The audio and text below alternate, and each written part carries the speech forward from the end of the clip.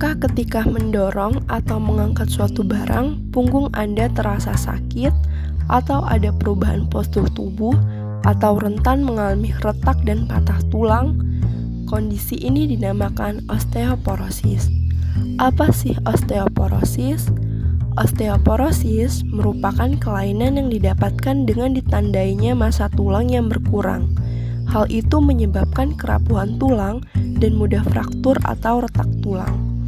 Osteoporosis terjadi ketika tulang yang sehat mengalami pecahan sel tulang lebih besar dibandingkan pembentukan sel tulang, sehingga berujung pengeroposan tulang dan hilang massa tulang. Gejala osteoporosis terjadi secara bertahap.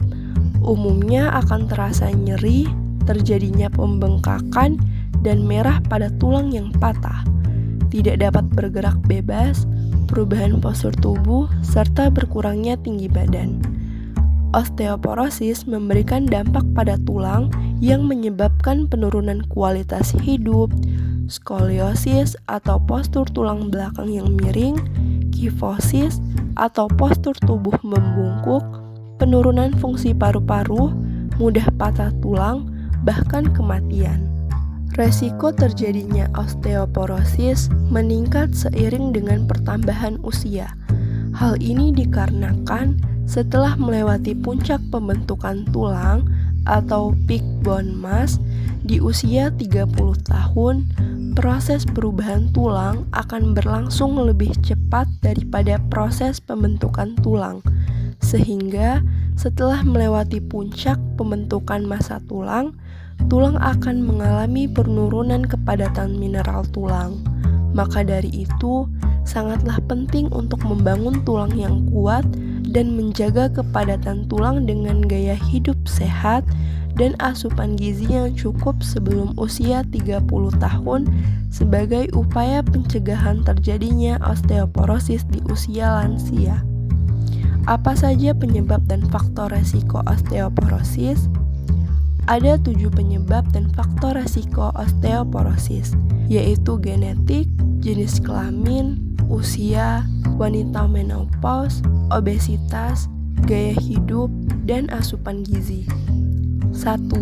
Genetik.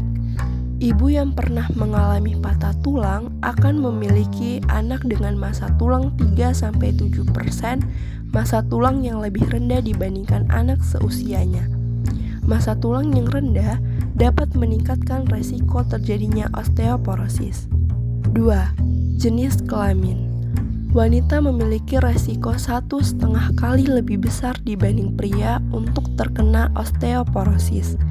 Karena setelah perempuan mengalami menopause di usia 40 tahun, terjadi penurunan hormon estrogen yang dapat meningkatkan pengeroposan tulang, sehingga perempuan beresiko lebih tinggi mengalami osteoporosis. 3. Usia. Setelah melewati usia 30 tahun, proses perombakan tulang akan berlangsung lebih cepat dibandingkan proses pembentukan tulang. Selain itu, semakin bertambahnya usia, terjadi peningkatan jumlah lemak dalam sumsum tulang, sehingga massa tulang dalam tubuh mengalami penurunan dan beresiko tinggi mengalami osteoporosis. 4. Wanita menopause. Wanita usia 40 tahun akan mengalami menopause atau berakhirnya siklus menstruasi secara alami. Pada wanita yang sudah mengalami menopause, terjadi penurunan hormon estrogen yang dapat menurunkan kepadatan tulang sebesar 3% per tahun sehingga memiliki resiko tinggi. 5. Obesitas tipe apel. Obesitas tipe apel adalah jenis obesitas dengan distribusi lemak yang lebih tinggi pada bagian tubuh atas. Obesitas tipe ini menyebabkan menghambatnya pembentukan tulang karena adanya peningkatan jumlah lemak pada sumsum tulang, sehingga beresiko tinggi terjadinya osteoporosis. 6. Gaya hidup. Gaya hidup yang buruk dapat mempengaruhi terjadinya osteoporosis. Kepadatan tulang pada individu perokok 15-30% lebih rendah dibandingkan dengan bukan perokok. Hal ini dikarenakan kandungan tembakau pada rokok dapat menyebabkan penurunan kepadatan tulang sehingga tulang mudah rapuh dan keropos. Maka dari itu, rokok beresiko tinggi mengalami osteoporosis. Individu yang tidak teratur melakukan aktivitas fisik dapat beresiko tinggi mengalami osteoporosis dikarenakan jarangnya melakukan aktivitas fisik yang dapat mempercepat penurunan massa tulang sehingga meningkatkan terjadinya osteoporosis. 7. Asupan gizi. Beberapa asupan gizi juga mempengaruhi terjadinya osteoporosis. Ketika asupan sumber kalsium kurang, maka kalsium di dalam darah akan berkurang dan menyebabkan peningkatan pengambilan kalsium pada tulang untuk pembentukan tulang sehingga titik kepadatan tulang menjadi berkurang. Kemudian, kurangnya asupan sumber vitamin C akan menurunkan penyerapan kalsium dalam tubuh yang menyebabkan penurunan pembentukan tulang dan meningkatkan pengeroposan tulang, sehingga meningkatkan terjadinya resiko osteoporosis. Kurangnya asupan sumber vitamin D akan menurunkan penyerapan kalsium dan fosfor dalam tubuh yang digunakan untuk proses pengerasan tulang. Hal ini dapat menyebabkan penurunan kepadatan tulang dan meningkatkan resiko osteoporosis. Asupan sumber fosfor yang berlebihan dapat meningkatkan pengambilan kalsium pada tulang sehingga dapat menyebabkan kepadatan tulang menjadi berkurang dan meningkatkan resiko osteoporosis. Protein yang dikonsumsi berlebihan akan meningkatkan pengeluaran kalsium melalui urin sehingga menurunkan massa tulang dan meningkatkan resiko osteoporosis.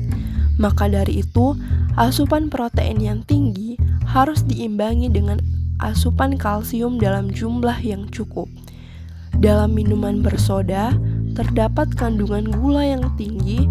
Mengkonsumsi gula yang berlebihan akan menurunkan jumlah vitamin D dalam tubuh. Vitamin D berfungsi sebagai transport kalsium untuk pembentukan tulang. Maka, pada individu yang mengkonsumsi minuman bersoda dalam jumlah yang banyak, dapat beresiko tinggi mengalami osteoporosis. Eits, tunggu dulu. Osteoporosis bisa dicegah loh. Bagaimana sih caranya? Ada dua cara, yaitu dengan beraktivitas fisik dan mengkonsumsi beragam zat gizi. Aktivitas fisik yang dapat mencegah osteoporosis ada 4. Yang pertama yaitu aerobik, seperti jalan, lari, naik turun tangga, dan senam. Yang kedua yaitu latihan dengan benturan keras, seperti tenis, voli, lompat tali, dan bersepeda. Yang ketiga yaitu latihan dengan beban dapat dibantu dengan dumbbell atau apa saja yang dapat dipegang dengan grade 300 sampai 1000 gram untuk satu tangan. Dan yang terakhir yaitu latihan keseimbangan beserta kelenturan seperti yoga, pilates, dan tai chi. Untuk asupan gizi, ada beberapa anjuran untuk mencegah osteoporosis. Yang pertama, kalsium. Manfaat kalsium. 99% kalsium berada di tulang. Kalsium sangat berguna bagi kesehatan tulang dan dapat mengurangi kerapuhan tulang karena penuaan. Sumber kalsium dapat ditemukan di produk susu seperti yogurt dan keju, sayuran hijau, serta ikan tulang lunak seperti sarden. Kemudian protein. Protein dari makanan dapat meningkatkan massa tulang dan mengurangi resiko kerapuhan tulang. Sumber protein ada pada susu ayam dan daging merah. Vitamin K. Asupan vitamin K dapat dipenuhi dengan mengkonsumsi telur, butter atau mentega, sereal, dan sayuran hijau. Magnesium, zinc, fosfor, dan tembaga. Untuk sumber magnesium, zinc, fosfor, dan tembaga dapat ditemukan di buah, sayuran hijau, kacang-kacangan, biji-bijian, dan ikan. Vitamin D penting dalam perkembangan dan menjaga tulang sehat, serta penyerapan kalsium dari makanan. Sumber vitamin D ada pada makanan seperti pada telur dan ikan, seperti salmon tuna dan makarel. Vitamin D juga didapatkan dengan cara berjemur di pagi hari selama 10-15 menit. Vitamin B12 dapat mencegah adanya kerapuhan tulang. Vitamin B12 ditemukan di produk hewani seperti telur, susu, seafood, dan yogurt. Selain itu, ada juga yang harus dibatasi seperti kafein, alkohol, dan konsumsi obat-obatan jenis steroid seperti obat untuk asma. Bagaimana jika sudah terkena osteoporosis? Jangan khawatir, ada latihan fisik untuk penderita osteoporosis seperti jalan kaki dan naik turun tangga. Hal itu dapat dilakukan selama 50 menit per hari dan 5 kali dalam seminggu. Manfaatnya adalah untuk meningkatkan daya tahan dan kelincahan serta mengurangi resiko. Lalu, dengan cara yang kedua, angkat beban dengan beban yang kecil. Latihan ini ditekankan pada bagian tubuh pinggul, paha, pinggang, lengan, dan bahu.